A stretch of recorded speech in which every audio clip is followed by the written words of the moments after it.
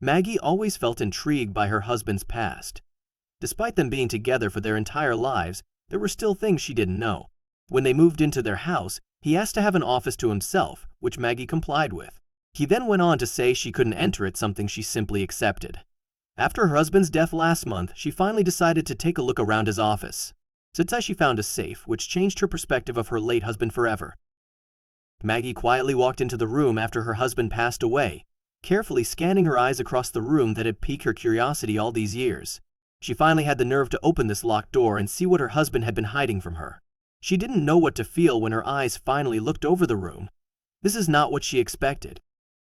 She spotted a locked cabinet and decides to break into it immediately. She has had it with all the locks in this house. She breaks open the cabinet doors and sees a big safe. Great, more secrets, she thinks. But what was going on with my husband behind my back? She finally found the code to open the safe and couldn't believe what she saw inside. How could her husband keep this big secret from her for so long? Why didn't he feel safe enough to tell her? Maggie looked at the key in her hand.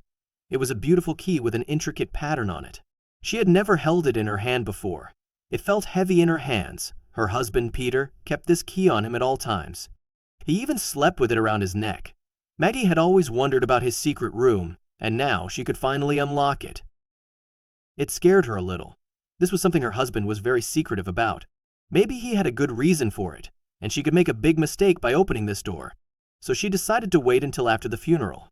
It was all so sudden at the moment. Peter's death had come as a surprise, making her worst fear come true. Maggie always hated being alone. She loved her life with Peter. They did everything together, and now she was alone in this big house. They had built this house together, designing it from scratch and making it exactly to their liking. Peter insisted on creating an extra office space, even though he had already retired. Maggie agreed, thinking she could use that space as well. But after moving in, it became clear that she wasn't allowed in the room. Peter had built a lock on the door and told her he needed his privacy, and she should respect that. So she did. She never asked about it again, but had always kept wondering. The funeral will be in a couple of days. Peter's coffin stands in their living room.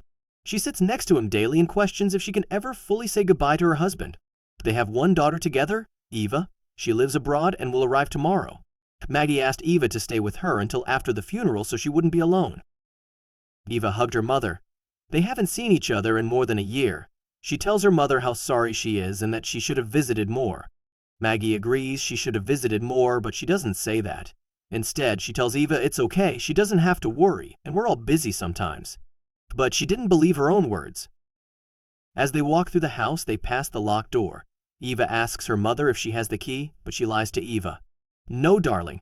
Your father must have hidden it somewhere in the house before he died, but I haven't found it yet. So why did Maggie lie to her daughter?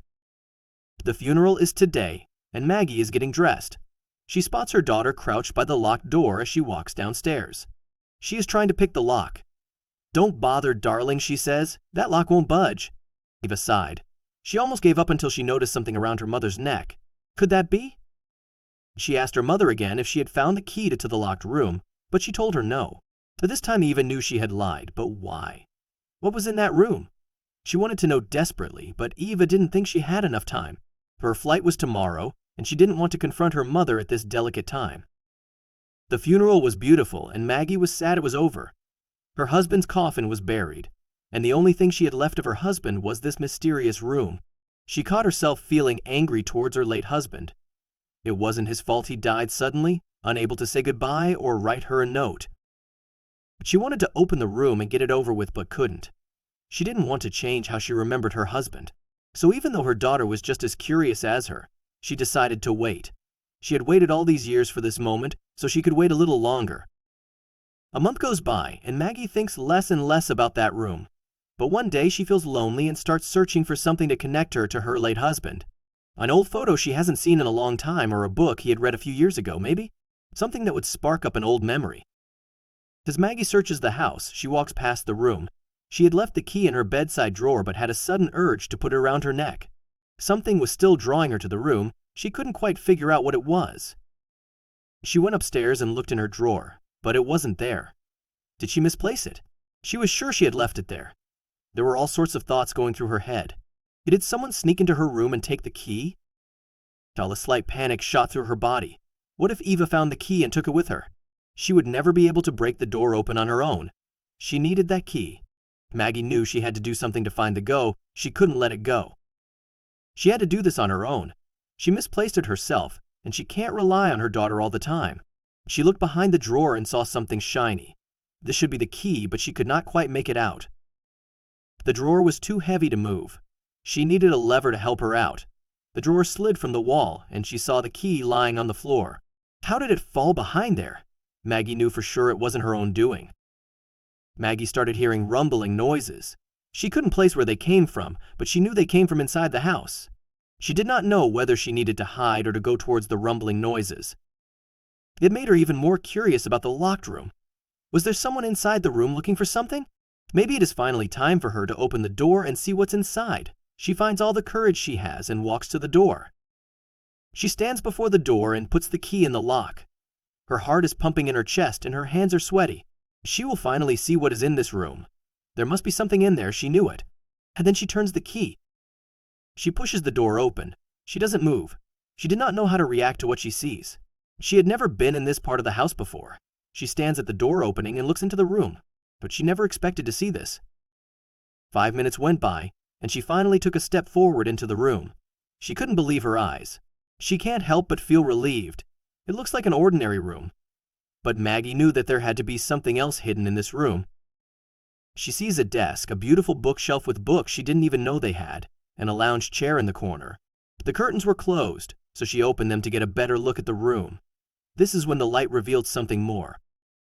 When she opens the curtains, she sees one of the windows is open. That's strange, she thinks. Why is this window open? She closes it and turns around. Upon turning, she gasps. There is something else that the light revealed. She sits down in his chair and picks up the book. A tear rolls down her cheek. She misses her husband. This room still smells like him. But why was he so secretive about a normal room? As she continued to ponder this, she noticed something strange. She looked over to the other side of the room and saw a locked cabinet. Great, another lock, she thought. But this time she didn't hesitate. She grabbed a heavy candle holder and pounded on the lock. To her surprise, the lock broke open pretty easily. She opened the cabinet doors and saw a huge safe. This must be why he locked this room up, she thought. This must be his big secret. She would finally get the answer she was looking for. This was not an easy safe to open. It was super heavy and had a 6-digit code. She tried a few codes, their anniversary date and their birth dates, but nothing worked. Maggie grew desperate again. She had to know what was inside. The only way she could open this safe was if someone broke it open. So she called a locksmith who specialized in safes. So if there was anyone who could open this safe, it would be him. It was late, so he would only be able to come the next day. He came the next day and his mouth fell open when he saw the safe. This thing must be 70 years old. He said to Maggie, "Really? That old?" She wondered why her husband had kept a secret from her for so long. Maggie wondered if her late husband had kept a notebook in one of his drawers. She needed to find the code because there was a possibility that the locksmith would fail. She started pulling everything out of his drawers. She searched and searched, pulling open every drawer, looking inside every book and under every piece of paper. She had almost given up hope when she saw something out of place. This must definitely be it. She wondered if she had put it there or if it had been there all this time. There was a little black box under the book he had read last. How could she have missed this? This would open up the whole mystery to her. She opened the box and found a little note. The note read, "My darling wife, if you read this, I will no longer be with you. I have seen this coming for a long time. You will probably find the safe and wonder what is inside. It will come as a shock, but I hope you can forgive me for this big secret. I will not make this harder for you than it already is. The code is 865203. I love you, my darling Mags." Maggie wipes the tears from her eyes. He had seen this coming but didn't even warn her. So what was so important in this safe that he couldn't tell his own wife? She was very curious and scared to open up the safe. She called the locksmith and asked him to bring the safe back. She was lucky he hadn't had time to start yet, so he brought it back the following morning. This was finally the time to get all of her questions answered. Maggie sits in her late husband's office. She looks at the safe and the note in her hand. She will finally know what he has been hiding from her for all these years. This was the moment. But will she regret looking inside the safe?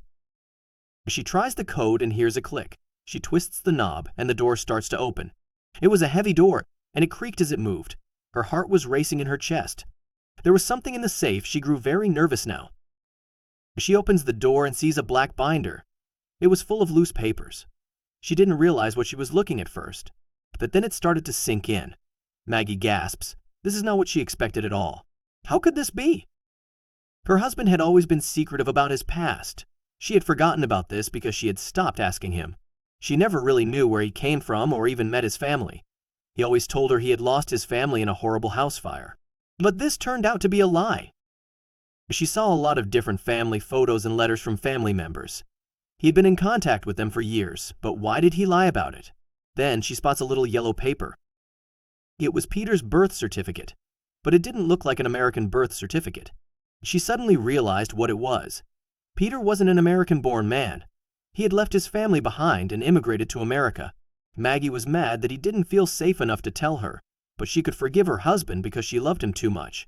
The relief, however, was that it wasn't anything worse was palpable, and as she closed the safe back, she vowed to keep her husband's secret for the rest of her life.